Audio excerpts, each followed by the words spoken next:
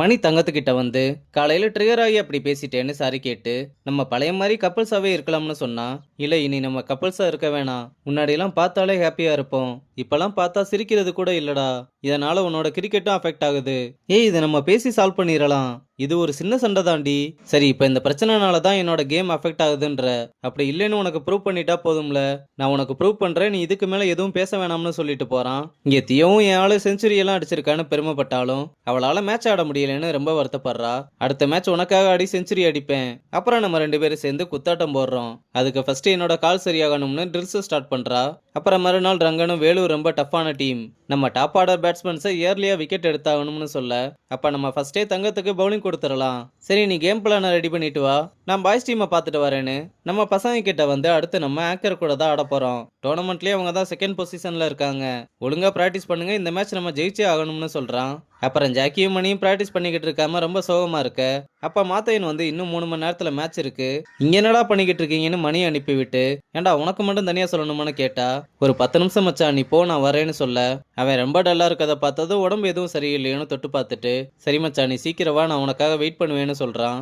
அவன் போனதுமே அம்மாவுக்கு கால் பண்ணி உடம்பு எப்படி இருக்குன்னு கேட்க, அம்மாவால சுத்தமா முடியல, இருந்தாலும் நான் நல்லா தான் இருக்கேன், நீயும் மாத்தையனும் நல்லா விளாடணும்னு சொல்ல, அம்மா பேசுறதுலேயே அவங்களுக்கு ரொம்ப முடியலைன்னு புரிஞ்சுக்கிட்டு ஜாக்கியாலையும் எதுவும் பண்ண முடியலைன்னு ரொம்ப வருத்தப்பட்டு அழுகிறான். இங்கே கேர்ள்ஸ் மேட்ச்ல ஃபர்ஸ்ட் இன்னிங்ஸ் முடிஞ்சு 188 ரன் சேஸ் பண்ண நம்ம பசங்க களத்துல இறங்க, தியோவுக்கு பதிலாக இறங்கின ஹாசினி ஃபர்ஸ்ட் மேட்ச்ல சொதப்பி இருந்தாலும் இந்த மேட்ச்ல 6-4 அடி பொழந்து கட்டி சிங்கிள் ஹேண்டாவே இந்த மேட்சை முடிச்சு கொடுத்துட்டா. அதனால கேர்ள்ஸ் டீம் இந்த மேட்ச்ல செமிஃபைனலுக்கு முன்னேறிட்டாங்க.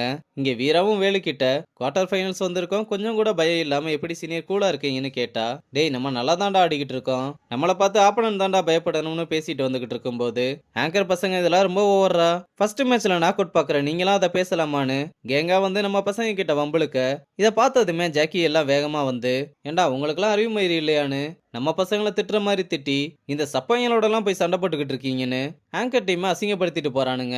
அப்புறம் 2 டீமுக்குமே மேட்ச் ஆரம்பிக்க மணி ஃபர்ஸ்ட் பாலே டக் அவுட் ஆனதும் நம்ம பசங்க எல்லாருமே ரொம்ப அப்செட் ஆகுறாங்க. அடுத்து ஜாக்கி உள்ள வந்து வேலுக்கு கம்பெனி கொடுக்க 2 பேரும் ரொம்ப நல்லா ஆடுறாங்க.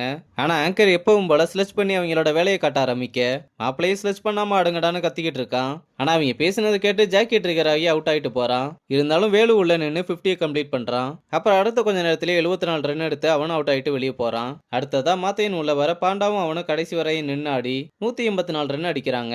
இதனால ரங்கனும் வேலுவும் பாண்டாவும் ரொம்ப நல்லா ஆடுனதுக்கு அவங்கள பாராட்டுறான். ஆனா இங்க ராஜசேகர் ஒரு சப்பர் டீம் 184 ரன் அடிக்க விட்டுருக்கீங்க, நல்லா மயிறு மாதிரி விளையாண்டீங்கடா, இந்த மேட்சை மட்டும் தோத்தீங்க நான் மனுஷனாவே இருக்க மாட்டேன்னு சொல்றான். அப்புறம் செகண்ட் இன்னிங்ஸ் ஆரம்பிக்க ஆங்கர் நல்ல ஸ்டார்ட் கொடுத்து 6 ஓவருக்கு 57 ரன் அடிச்சு ஒரு விக்கெட் மட்டும் தான் கொடுத்திருக்காங்க.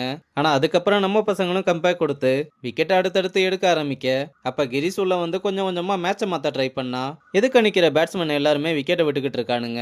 இதனால லாஸ்ட் 2 பாலுக்கு 12 ரன் அடிக்க வேண்டிய சுச்சுவேஷன் வர ஒரு விக்கெட் தான் கையிலயும் இருக்கு. அப்ப பாண்டா பவுலிங்ல கிரீஸ் விக்கெட்டை விட இந்த மேட்ச்ல நம்ம பசங்க வின் பண்ணி பயங்கரமா செலிப்ரேட் பண்றாங்க.